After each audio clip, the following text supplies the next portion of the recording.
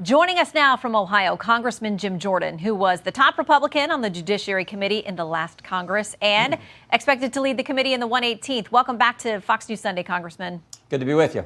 Good to be with you, Shannon. Happy New Year. And to you as well. Okay, no secret that things got really ugly this week, and your critics say it is proof that Republicans are not about the norms, about the law and order. Opinion piece over in the Washington Post Saturday said this is what happens when a political party year after year systematically destroys the norms and institutions of democracy. 2 years to the day since January 6th invasion of the Capitol, Republicans are still attacking the functioning of government. All right, we've seen the video. I want to play a little bit more of this. This is what was happening on Friday night. How do you convince Americans who watch this play out, including this moment, it looked like it could turn into a physical altercation, that Republicans, your party, can now govern? Well, I mean, Shannon, you just heard from the report that Kevin McCarthy got the same number of votes Speaker Pelosi got last time. She had the same majority number, 222, that we have this time. So sometimes democracy is messy, but I would argue that's exactly how the founders intended it. They wanted real debate, real input from all people, and then you get a decision. And whether it's one vote or 15 votes, Kevin McCarthy is still Speaker of the House. I've seen all kinds of games go into extra innings and overtime. That's just how it works. What I do know is this. We will come together to deal with how radical the left now has made the Democrat Party. I mean, the ridiculous things that I said this on the floor on Tuesday. You think about it in a 2-year time span. We have seen a border that is no longer a border. We have seen a military that can't meet its recruitment goals. We've seen terrible energy policy, terrible education policy, record spending, record inflation, record debt, and maybe most importantly, a government weaponized against the very people it's supposed to serve. We're going to unite around fixing those problems, which have all happened in 2 years. That's what we're going to focus on. We'll pass the rules package tomorrow, and we'll get moving doing what the American people elected us to do. Okay, but to the point of moving forward, the rules package, you've already got at least one member out there, Tony Gonzalez, who was a supporter of Speaker McCarthy, who it sounds like he maybe thinks you guys made too many concessions to the holdouts, because he says he's a no on those rule votes. You got to get those rules passed so you can get to business. What do you do now if you've lost some of the middle or the moderate Republicans because of the concessions to the holdouts? Well, we'll see tomorrow, but I don't think we have. I think we'll get the 218 votes we need to pass the rules package. Understand what these rules, this rules package is designed to do is to stop what we saw happen literally 15 days ago, where the Democrats passed a $1.7 trillion monstrosity of a bill that spent the American taxpayers' money in all kinds of crazy ways. So it's why you have 72 hours to actually review the document. We're going to enforce that rule. The Democrats didn't have that rule. So single subject, so you can't have a bill where you throw all kinds of other things on that piece of legislation. So those are the kind of rules that we think make sense. And also spreading members out on committees across the conference so you get the diversity of opinion within the Republican conference on all the key committees. You will get a better product coming out of committee, which will then go to the floor, which gives you a better opportunity to pass the kind of legislation to address the problems that I just talked about. So that's what the rules package is designed to do. I think we're going to get it passed tomorrow. And like I said, get working for the American people. So part of the concern over the rules package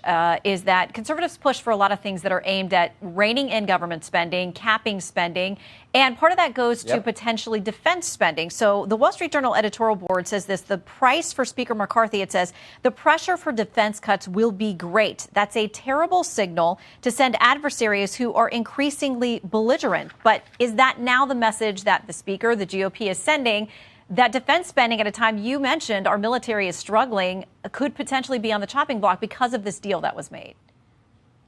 Well, Shannon, we got a $32 trillion debt. Everything has to be on the table. We're on pace to spend $500–600 billion in debt payments and just to deal with interest payments on servicing that debt. Everything has to be on the table. And frankly, maybe if we would focus our military spending on the soldiers and not having so many the ratio of general officers to enlisted individuals now is so out of whack from where it used to be in our military. Maybe if we'd focus on that, helping the troops who do so much of the work out there for our great country, and maybe focus on getting rid of all the woke policies in our military, we'd have the money we need to make sure our troops get the pay raise they deserve. We have the weapon systems and the training that needs to be done so we're ready to deal with our adversaries around the planet. That's what we want to focus on. So, but you got numbers like that. a $30-some trillion debt and interest payments to service that debt where they're headed this year, you had better look at everything. And frankly, we better look at the money we send to Ukraine as well and say, how can we best spend the money to protect America? I think that's what the people elected us to do. That's what we're going to do. Okay, I want to talk to you about the president's visit to the border. He is expected there today to see what's going on. He says, first of all, he announced some reforms on Thursday. We'll talk about reaction to that. But he says that from day one, he floated a package for immigration reform and the Republicans will not come to the table and talk to him. Here's what he said when he rolled out those new changes on Thursday. It's clear that immigration is a political issue that extreme Republicans are always going to run on. But now they have a choice. They can keep using immigration to try to score political points, or they can help solve the problem. Can you go to the table with the White House on any immigration proposals? Where is their common ground? Because you all agree it's a mess. Well, first of all, last time I checked, they just controlled all of government literally a couple weeks ago. So for 2 years, they had the House, they had the Senate, they had the White House. Why in the world didn't they get an immigration solution? Joe Biden refused to visit the border when they controlled all of government to talk about any type of solution. And they've allowed now, frankly, a situation where we no longer have a border. And what they did, and he did it from day one, is they undid the good policies President Trump had in place. Right now, the message they've sent to anyone, and you can't fault people for wanting to come here, but the message they have sent is, if you come to our country, there won't be a wall to get over. You won't have to wait in Mexico while we evaluate your asylum claim, and you'll come in and be released to wherever you want to go. That's the message they have sent. So don't tell us that it was the Republicans' fault, for goodness sake. We're certainly willing to work to do the policies that actually will give us a border, the ones we had under President Trump. But it doesn't seem like the Democrats want to put back in place the very things that actually were effective in securing our southern border. Well, during the Trump years, there was a point where Republicans controlled the White House, House, and Senate, and it didn't get fixed then either. No, it was fixed then, Shannon. The numbers during President Trump were so good on the border. When we put in place the Remain in Mexico policy, we put in place we were building the wall. And frankly, he sent a message to the rest of the world. Asylum claim is going to be evaluated in Mexico before you enter our country. That was the fundamental thing that changed the dynamic on the border. There's a whole different mindset from this administration.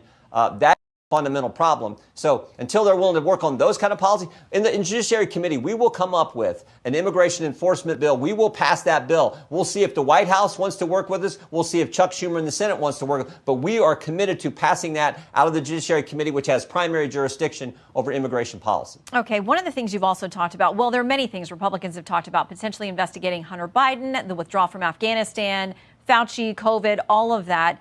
Mondaire Jones, a congressman on the other side of the aisle, a Democrat, says this: I'm convinced Republicans are on a kamikaze mission. I predict that the self-sabotage of an ungovernable Republican majority will all but guarantee that we take back the House in 2024. How do you answer critics who say there is a lot of important work to get done and they see these investigations as purely political in nature?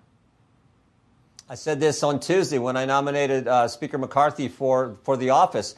I said there are three things that have to happen in this Congress. First, we have to fix the problems that need fixing, passing legislation to do that. I listed those off. It's the immigration policy. It's what's in our military. It's energy. It's education.